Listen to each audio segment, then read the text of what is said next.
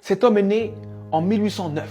En 1816, à 7 ans, forcé à travailler parce qu'on est en train d'expulser sa famille. En 1818, il perd sa mère. En 1828, il perd sa sœur. En 1831, il lance son premier business et il fait faillite. En 1832, il se présente aux élections législatives. Il perd.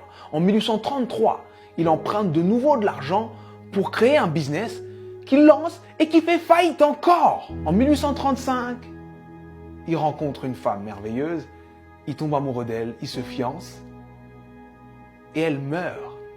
En 1836, il rentre dans une période sombre de sa vie, il rentre dans une dépression profonde. Et il reste alité pendant 6 mois consécutifs. Mais il se relève. Il se relève et cette même année, 1836, il se représente aux élections législatives et il perd de nouveau. En 1840, il se présente pour être électeur. Il perd. Et en 1842, il rencontre la femme avec qui il va finir sa vie, sa femme. Il tombe amoureux, il se fiance, il se marie et elle lui donne 4 enfants. Et il en perd 3. En 1843, il se présente au Congrès et il perd. En 1845, il se présente de nouveau au Congrès et il perd de nouveau. En 1850, son fils meurt. En 1854, il se présente au Sénat, il perd. En 1956, il se présente pour être vice-président. Il n'a même pas 100 voix. En 1958, il se présente de nouveau au Sénat et il perd de nouveau. Et en 1960, Abraham Lincoln est élu président des États-Unis d'Amérique.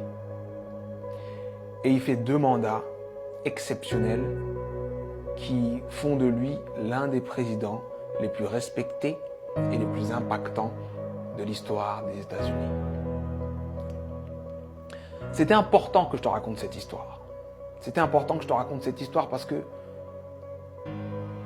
on voit le héros, mais on ne voit pas les coulisses de la réussite.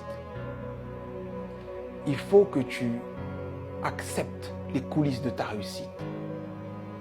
Peu importe la difficulté, peu importe ce qui se passe, peu importe ce que tu dis, sache que tant que tu respires, ton but t'attend.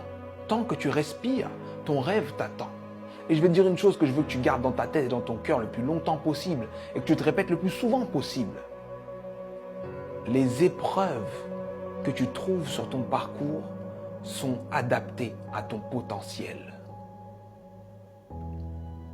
Les petits potentiels ont de petites épreuves.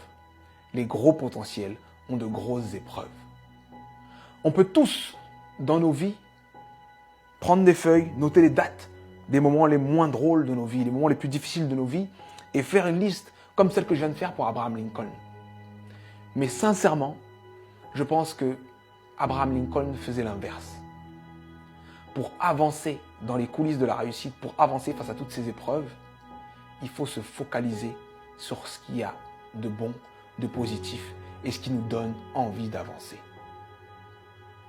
Donc, je sais que ça peut être dur d'être au cœur de la tourmente, ça peut être dur de perdre des gens, de faire face à l'échec encore et encore et encore.